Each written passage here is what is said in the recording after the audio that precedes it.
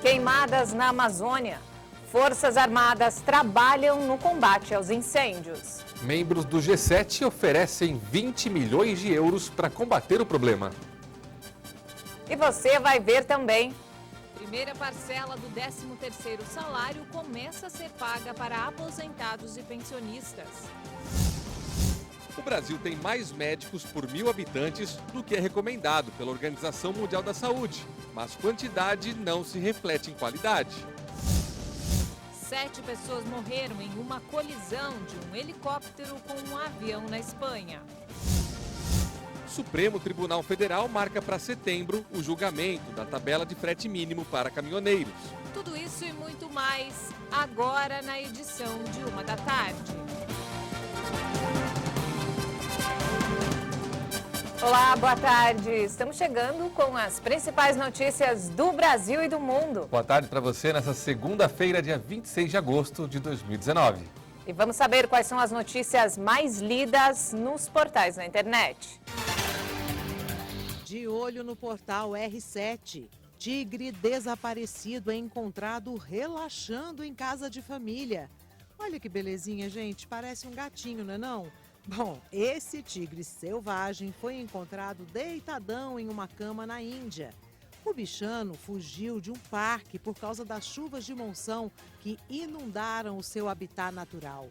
Já pensou, gente, acordar ao lado de um tigrão desses aí? Eu, hein? Que medo! Agora é a vez do site Só Notícia Boa.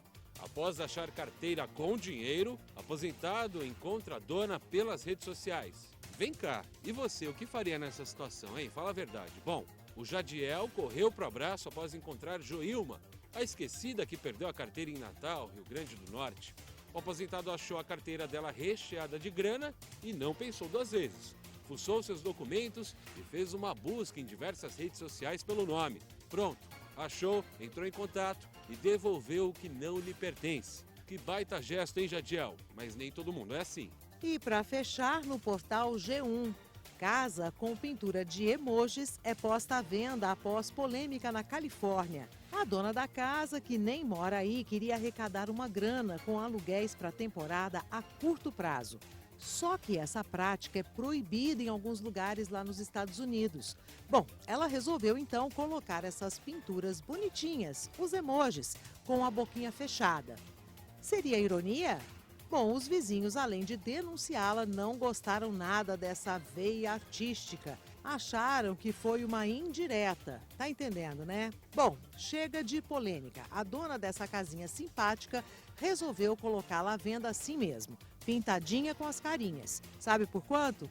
1.700.000 dólares. Algo em torno aí dos 7 milhões de reais. Acho que o emoji agora é com a carinha feia e de susto, né? E o presidente Jair Bolsonaro e governadores da Amazônia Legal devem se reunir amanhã para falar sobre os incêndios florestais. O governo quer a ajuda dos estados para enfrentar o problema.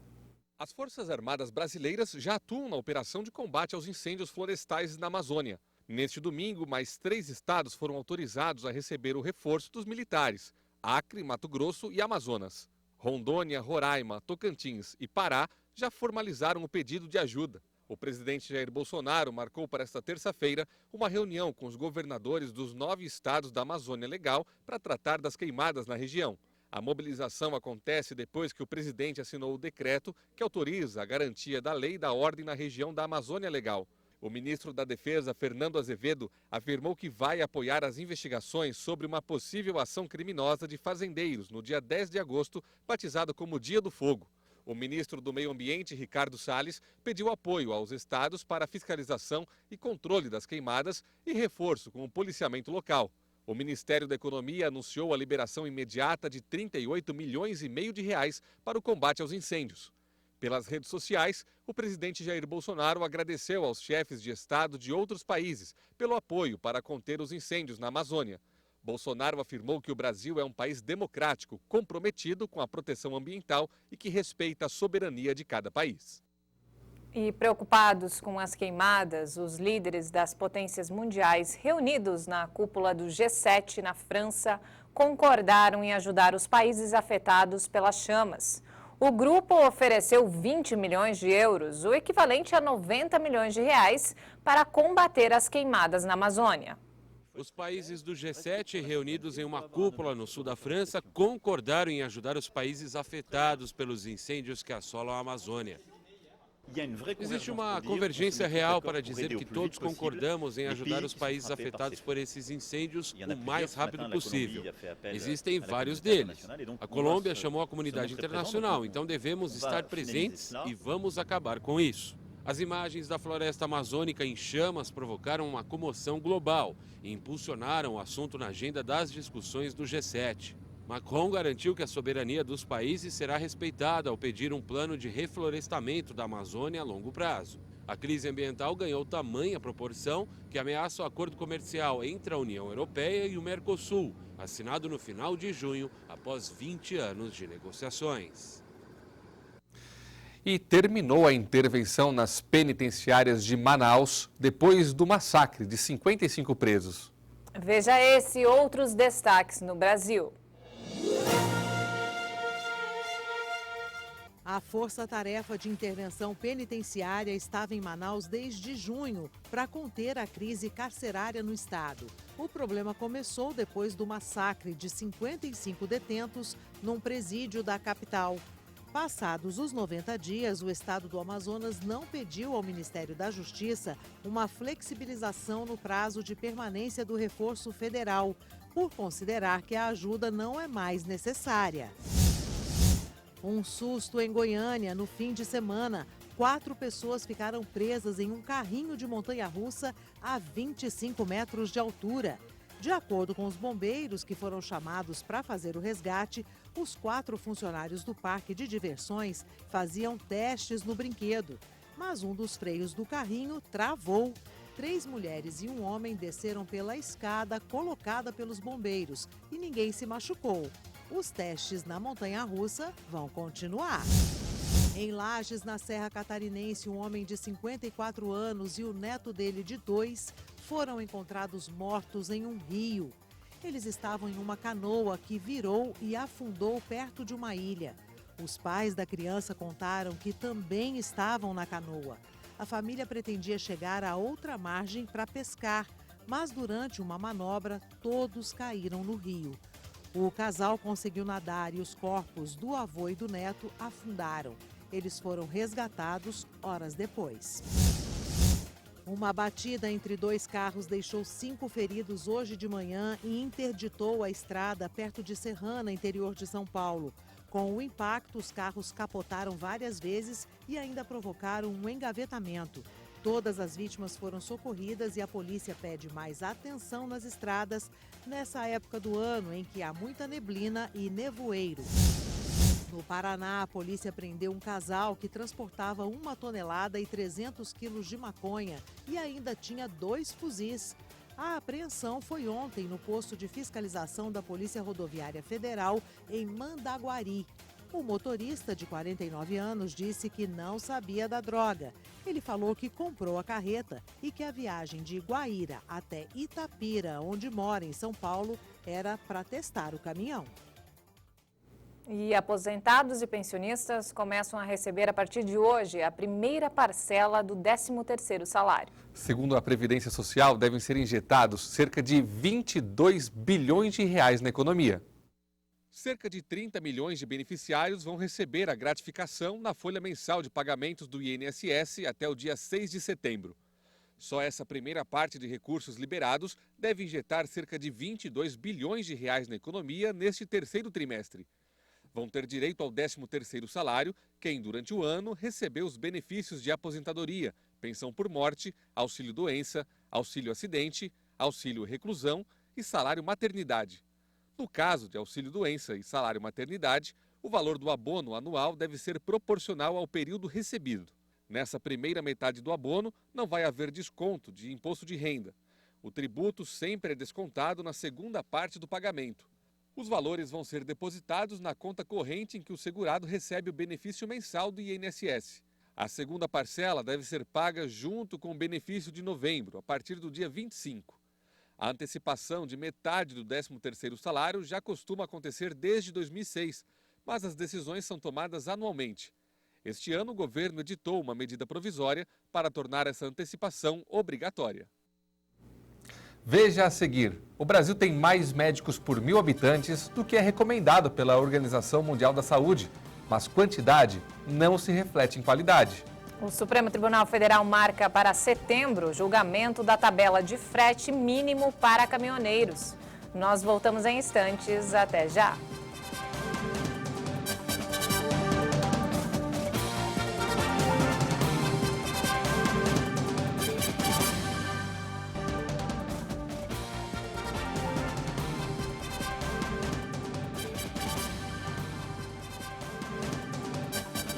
Olá, boa tarde. 1h17, estamos de volta e o Supremo Tribunal Federal deve julgar no início de setembro a tabela de frete mínimo para caminhoneiros. A ação foi ajuizada por representantes da indústria e do agronegócio. Os caminhoneiros, as transportadoras e os embarcadores aguardam o julgamento do STF das ações sobre a tabela de fretes. Os ministros vão definir se os preços mínimos de frete contrariam ou não a Constituição. Se o STF decidir que a tabela é constitucional, as negociações com as entidades devem continuar. Mas se o Supremo entender que é inconstitucional, a manutenção de preços mínimos obrigatórios pode ser descartada. Na semana passada, representantes dos caminhoneiros autônomos voltaram a se reunir com integrantes do Ministério da Infraestrutura. Entre as propostas formuladas no encontro, 2 podem impactar diretamente a categoria. Uma trata do caminhoneiro empreendedor, que possibilita ao profissional autônomo ter um CNPJ e sua contratação pode ser feita diretamente pelas empresas. A segunda transforma o piso mínimo em uma tabela referencial.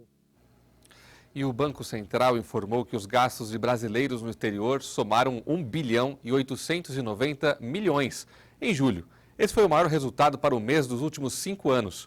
O crescimento da economia e cotação do dólar são fatores que influenciaram no aumento de despesas. A alta dos gastos de brasileiros lá fora aconteceu em um momento de queda do dólar, de 0,6%. Com a queda, as viagens ao exterior ficam mais baratas. Ladrões furam paredes e também invadem lojas usando carros para facilitar o roubo. Veja esse e outros destaques pelo país. Câmeras de segurança flagraram um assalto em Curitiba. 4 ladrões usaram carros para arrombar uma loja de eletrônicos. As imagens mostram que eles recolhem tudo o que podem lá dentro. De acordo com o dono do comércio, a quadrilha levou 20 celulares e 10 aparelhos de TV. Até agora, ninguém foi preso. A polícia recuperou uma carga avaliada em R$1.300.000 em Goiatuba, Goiás. A PM fez a abordagem depois que recebeu uma denúncia anônima. Quando deu sinal de parada, os criminosos atiraram. Mas um suspeito foi atingido e outros 2 conseguiram fugir pela mata na beira da rodovia. Ainda não há pistas da dupla e não há detalhes sobre quando a carga tinha sido roubada. Em Rondonópolis, Mato Grosso, um agente penitenciário foi flagrado levando celulares e drogas para os presos. O nome do agente não foi divulgado e ele estava fora do horário de serviço. Coincidência ou não, um dia antes ele apresentou um atestado médico, mas a polícia já estava de olho nele e fez o flagrante. O agente ainda resistiu à prisão, mas foi levado para a delegacia assim mesmo e vai ficar lá até a audiência de custódia, procedimento que ele conhece bem como é. Em Valparaíso de Goiás, ladrões furaram as paredes de vários estabelecimentos para furtar. Chegaram primeiro a uma loja de bijuterias e depois a uma padaria, que era o principal destino. O trio levou R$8.000 do caixa da panificadora. A polícia já está com as imagens do circuito interno e tenta agora identificar os assaltantes. Um homem de 26 anos morreu em um acidente em Canguçu, no Rio Grande do Sul. A vítima dirigia o carro que bateu em uma carreta. A polícia disse que o impacto foi tão forte que destruiu toda a frente do carro, mas ainda não sabe o que provocou o acidente. Também não há informações sobre o estado de saúde das pessoas que ficaram feridas. O líder libanês do Hezbollah ameaçou Israel com represálias depois de um ataque com drone contra alvos de movimentos nos subúrbios do sul de Beirute. A organização considerada terrorista pelos Estados Unidos e Israel é um importante ator político e militar no Líbano, onde tem representações no governo e no parlamento. O líder libanês do Hezbollah, Hassan Nasrallah, ameaçou Israel com represálias pelo ataque com drones. O primeiro dispositivo caiu e o segundo explodiu no ar, causando danos materiais em um dos centros de mídia do grupo. A partir de agora, faremos o que for necessário para impedir que os drones israelenses entrem no espaço aéreo libanês. Quando isso acontecer, nós os destruiremos. Os eventos no Líbano ocorreram algumas horas depois que Israel anunciou que havia atacado a vizinha Síria para impedir, segundo afirmou, que uma força iraniana lançasse de lá um ataque com drones contra o território israelense. Se alguém tenta lhe matar, mate primeiro. É uma operação complicada. Revelamos que a força iraniana enviou uma unidade especial de militares xiitas à Síria para matar israelenses nas colinas de Golã com drones. Gostaria de enfatizar que essa foi uma iniciativa do Irã. A defesa antiaérea da Síria neutralizou mísseis israelenses dirigidos contra a cidade de Agraba, nos arredores de Damasco, segundo a agência estatal SANA. A maioria foi abatida antes de atingir seus objetivos. O Observatório de Direitos Humanos da Síria afirmou que o ataque israelense matou 2 combatentes do Hezbollah e um do Irã, mas o governo iraniano negou que os ataques tivessem alcançado posições da força do Quds.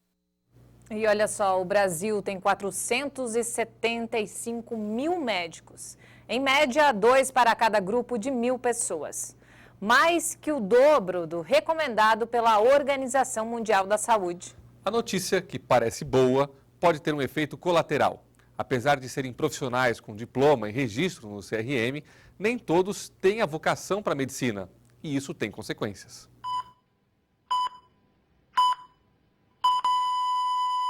Esse pai não quer se identificar. O filho dele estava em tratamento de psicoterapia contra a depressão. E ele achava que tudo estava certo. Descobri que meu filho estava sob medicação no dia que ele faleceu. Então, assim, como que eu podia atuar ou fazer alguma coisa para ajudar o meu filho se eu não tinha informação tão básica e simples quanto à medicação que ele está tomando? O problema é que esse remédio que o médico receitou, o que não é comum em casos de psicoterapia, não é recomendado para menores de 18 anos. É perigoso.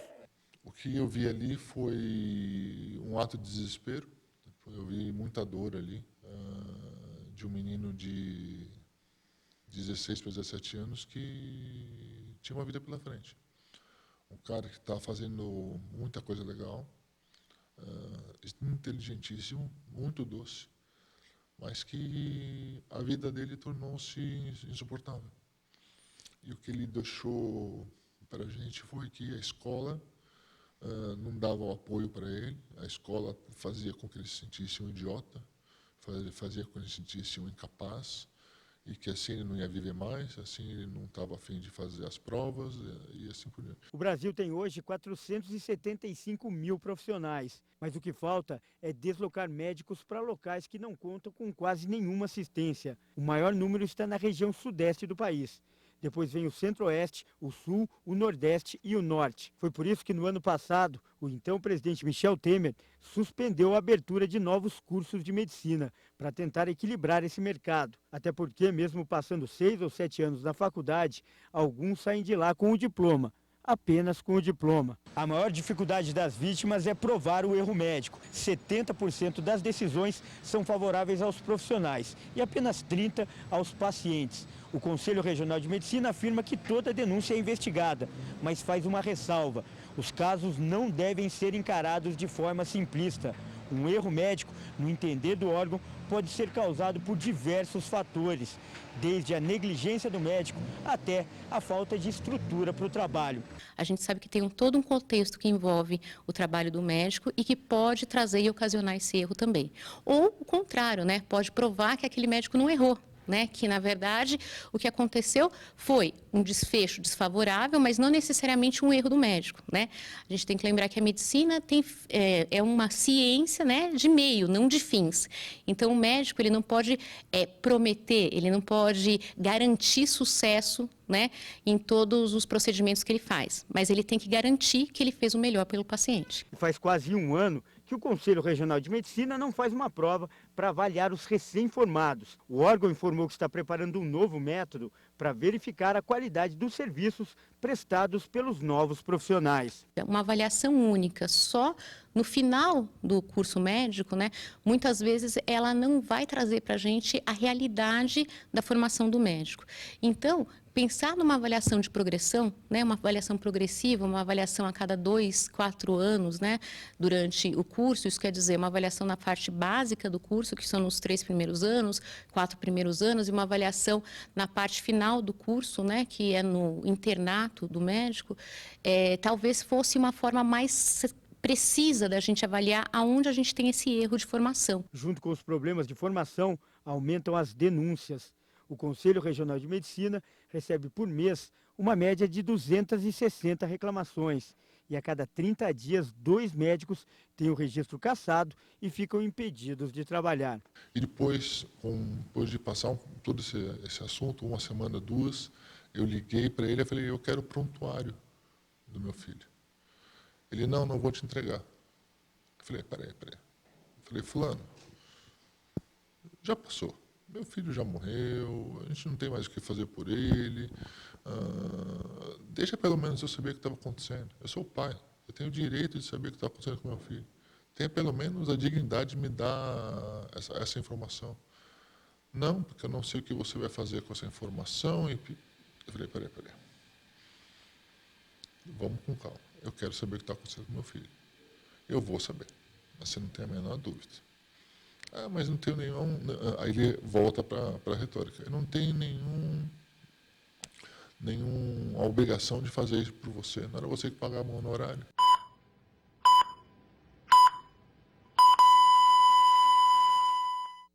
E amanhã você vai conhecer a história de uma mulher que ficou desesperada com a desatenção de um médico num hospital de Caieiras, na Grande São Paulo. E olha só, o marido que estava infartando morreu no colo dela. E não temos mais tempo, essa edição fica por aqui. Nós voltamos amanhã a partir das 8h30 da manhã. Até lá. Ótima tarde para você.